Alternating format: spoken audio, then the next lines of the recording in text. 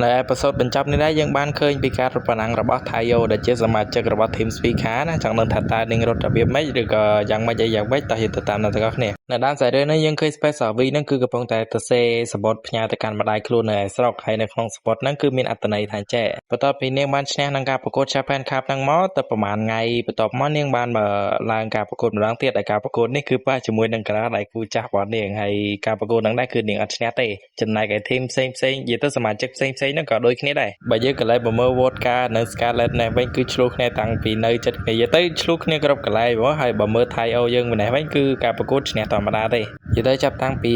จับแผ่นขับนังม้อสมาชิกเซ็งนั่นคือจับประดาเมื่อรถปนังโยใจจำแนกจีธรรมดาเฟอร์ไอเทนสปีคานั่นคือการแต่ละใบเตยไอ้กระปงแต่เยเรียบรอปีอัตนัยสมบูรณ์สมนั่นก็เสียแต่สุสการมาได้แล้วยมเพลย์ปราตาสเปซาวิกบอกเยอะนั่นคือก็จำในบริเวณพ่อจำนั่นคือจำสุสการยังไงไอ้โกนน้องบอสุสการการปีประมาณในประโซทั้งกอดมันแพร่ทาแต่เป็นแต่กอด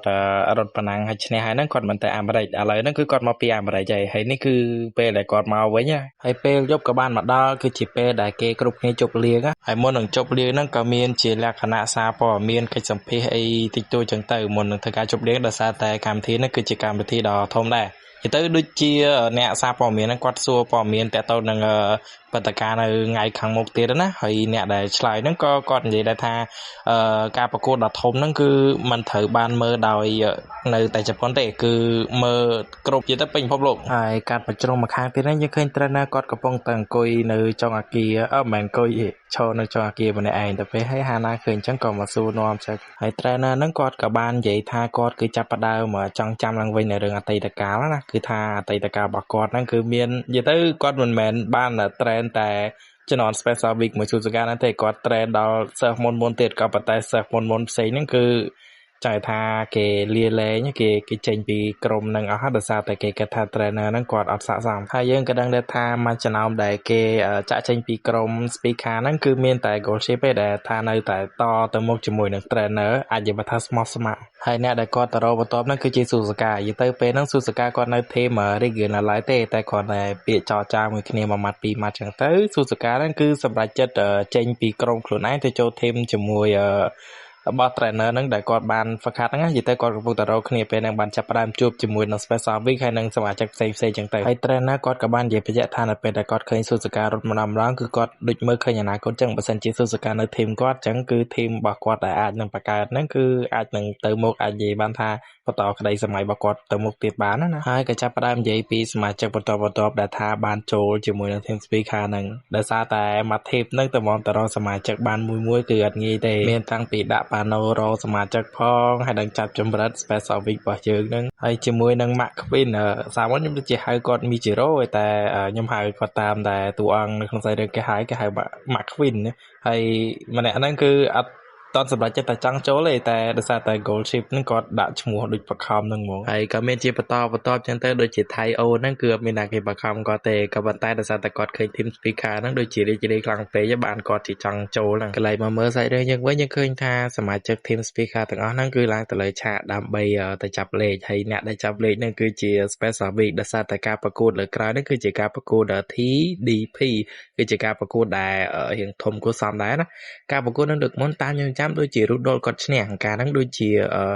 ខាងទាំងអស់គ្នាគាត់តែហ្វឹកហាត់ដល់ពេលអញ្ចឹងទៅនឹងទូទស្សន៍គេមើលនៅទូទស្សន៍ថារូដុលជាអ្នកឈ្នះតែសាច់រឿងអត់បានបង្ហាញទេថាការរត់ហ្នឹងគឺយ៉ាងម៉េចយ៉ាងម៉ាគឺគេអត់បង្ហាញទេតែបច្ចុប្បន្ននេះ Special Week របស់យើងហ្នឹងគឺចាប់បានលេខ13ក្នុងការប្រកួតកន្លែងមកមើល trainer យើងណេះវិញដូចជារឿងព្រួយបារម្ភតែទៅនឹង Special Week ព្រោះដោយសារតែការប្រកួតនេះគឺជាការប្រកួតជាមួយអ្នកខ្លាំងដែរសូមតបប៉ុណ្ណេះយើងពេលខ្ញុំប្រាប់មិញហ្នឹងថាឈ្មោះការប្រកួតហ្នឹងមិនអត់ត្រូវទេឈ្មោះប្រកាសរបស់គេហ្នឹងគឺ WDT គឺជាការប្រកួតនៅ Winter ហើយថ្ងៃប្រកួតហ្នឹងក៏បានមកដល់គ្រប់គ្នាក៏រងតន្ទឹងចាំមើលចឹងទៅថាលទ្ធផលទៅជាយ៉ាងណាព្រោះការប្រកួតនេះគឺរូបដល់គាត់អ្នកប្រកួតដែរជាមួយនឹង Special Week ហើយការប្រកួតហ្នឹងដែរគឺប្រកួតនៅ Tokyo ដែលមានរយៈចម្ងាយ 2400 ម៉ែត្រជាងហើយយើងក៏បានឃើញ Special Week ហ្នឹងគឺកំពុងតែធ្វើដំណើរទៅកន្លែងការបង្ហាញខ្លួនដែរដំណើរមិនតែម្នាក់ឯណាគឺមក team speaker ហ្នឹងគឺធ្វើដំណើរទៅរត់ប៉ាណាំងមកខ្ញុំអត់តន់ច្បាស់ថារត់ប៉ាណាំងនេះគឺរត់ប៉ាណាំងនៅខាងការប្រកួតនឹងមែនឬក៏មិនចាំមើលតទៀតហើយដោយតរដល់អញ្ចឹងអ្នកហូក៏ជ្រាវវិញគឺហូខ្លាំងគួរសមដែរអញ្ចឹងយើងក៏ដឹងដែរថានៅក្នុងសាច់រឿងនេះ វិស័យការរត់ប្រណាំងបែបហ្នឹងគឺពេញនិយមហើយអំឡុងពេលដើរហ្នឹងស៊ូហ្សាកាគាត់និយាយថាអីទេគាត់តែរត់ជឿទេដល់ពេលឲ្យមានអ្នកម៉ាក់ខ្វីនហ្នឹងគាត់និយាយថាកុំជឿគាត់ក៏ហត់ដែរមកដល់ជួបផាសាភ្លាមហ្នឹងផាសាក៏លើកទឹកចិត្តមិនលើកទឹកចិត្ត Special Week ណាគឺគាត់ confident ហើយគាត់និយាយជូនពរមួយម៉ាត់ពីរម៉ាត់ចឹងទៅហើយអ្នកផ្សេងទៀតនៅធីមផ្សេងហ្នឹងក៏ដូចតែគ្នាដែរមិនសូវជាខុសប្រហែលទេគឺនិយាយជឿជាក់ថាបើចង់ឈ្នះឬក៏ចង់ហៅខ្លួនឯង champion ហ្នឹងត្រូវតែយកជំនះគាត់និងជំនះធីមគាត់អីចឹងទៅហើយមុននឹងចូលទៅកាន់ការប្រណាំងហ្នឹងឥឡូវហ្នឹងគឺមកសុំរំលឹកឈ្មោះតួអង្គខ្លះៗណាដោយសារតែហ្នឹងគឺជាចុងបញ្ចប់សាច់រឿងហើយអ្នកទី1ទី2យើងដឹងហ្នឹងគឺ Special Week ជាមួយ Suzuka ហើយបន្តមកយើងក៏បានឃើញតួអង្គផ្សេងៗដូចជា Tayo ហើយបន្ទាប់មកក៏ Scarlet ជាមួយនឹង Boca ដែលពីរអ្នកនឹងចំណាំតែឆ្លូគ្នាហើយនឹងជាចុងក្រោយមកគូចុងក្រោយហ្នឹងគឺ Gold Chip ជាមួយនឹង McQueen ដែលពីមុនគឺខ្ញុំហៅមិនហៅគាត់ McQueen ខ្ញុំហៅគាត់ Michiro នេះយើងហើយកន្លែងមកមើលសមាជិកផ្សេងវិញយើងឃើញដូចជា Rudo ដែលជាបុគ្គលល្បីគួរសមដែរអាចជាបានថាជាសិស្សច្បងក៏ថាបានដែរហើយបន្តមកគឺ Hishi Amazon ហើយនឹង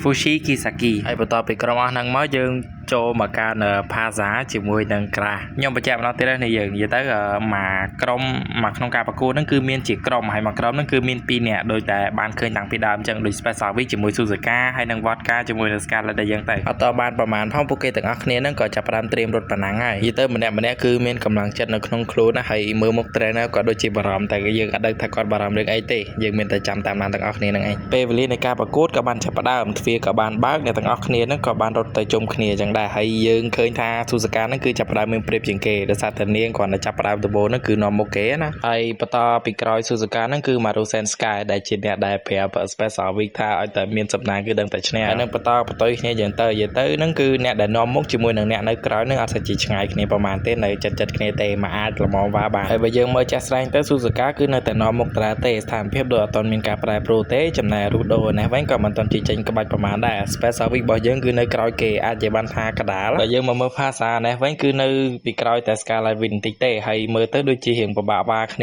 ាព្រោះម្នាក់ហ្នឹងគឺខ្លាំងរៀងខ្លួនចំណែកឯ Suzuka នេះវិញគឺចាប់ផ្ដើមនាំមុខគេហើយចំណែកកំលៀតក៏ចាប់ផ្ដើមឆ្ងាយទៅគូសំដែរហើយបើយើងក៏លេចតែមើល Suzuka ទៅគឺនាំមុខគេឆ្ងាយហើយបន្ទាប់ពីលេខ Suzuka ហ្នឹងមកគឺមានដូចជា Marusen Sky ជាមួយនឹង Scarlet ហើយបន្ទាប់ពី Paza ហ្នឹងគឺចាប់ផ្ដើមដល់ម្ដុំដែលគេអ្នករត់ប្រណាំងទាំងអស់ណាគឺគេនៅម្ដុំហ្នឹងឯងចំណែក Special Week របស់យើងវិញគឺនៅម្ដុំក្រោយគេនៅចិត្ត Rudo ហើយ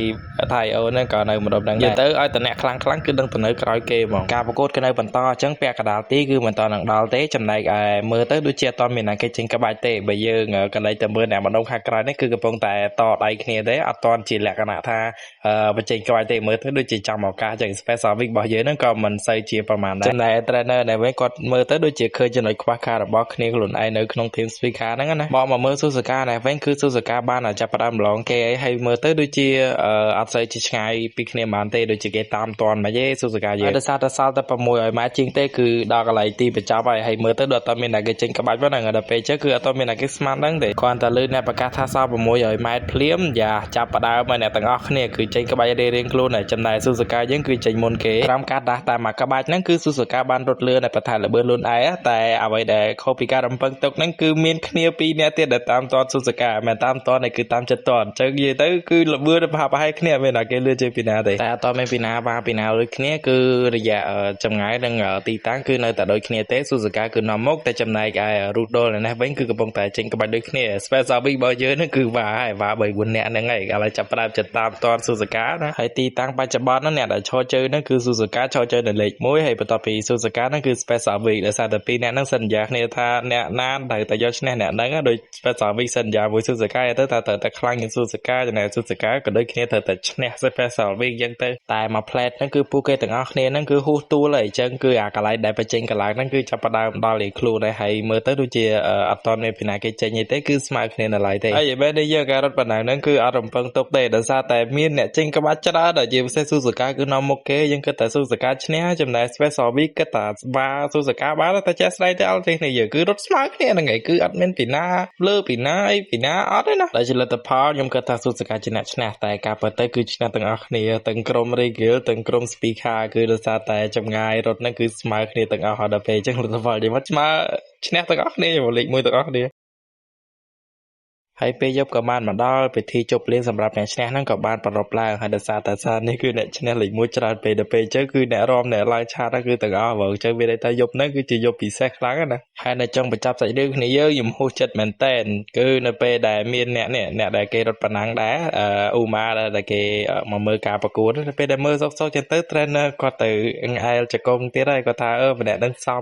មែនតែនហើយអញ្ចឹងក៏មានន័យថា season ទី2ហ្នឹងក៏នៅតែមានទៀតដែរនៅបន្តទៀតអញ្ចឹងអាចនិយាយបានថាម្នាក់នេះគឺជាតួអង្គឯកនៅ season ទី2កថាបាដែរហើយអញ្ចឹង episode គឺចប់តាមហ្នឹងហើយនេះខ្ញុំអរគុណគ្នាមែនតើសម្រាប់ការតាមដានហើយក៏សូមអភ័យទោសចំពោះសំឡេងខ្លះមានលឺសំឡេងទាំងហើរមានលឺអីចឹងទៅហើយខ្ញុំព្យាយាមកាត់ប៉ុន្តែតែមកតែឲ្យលឺសំឡេងធម្មតាហ្នឹងហើយស្អែកកាន់តែខ្ញុំផុសភាកពេញអញ្ចឹង